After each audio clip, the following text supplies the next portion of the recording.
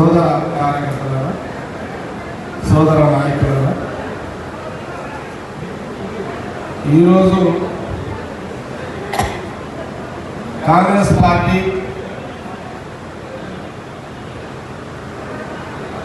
Medak parliament అభ్యర్థిగా నీలం మధుని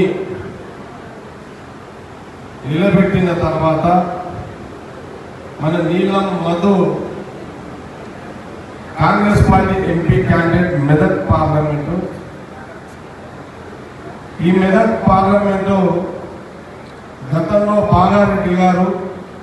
దాని తర్వాత ఇందిరాగాంధీ గారు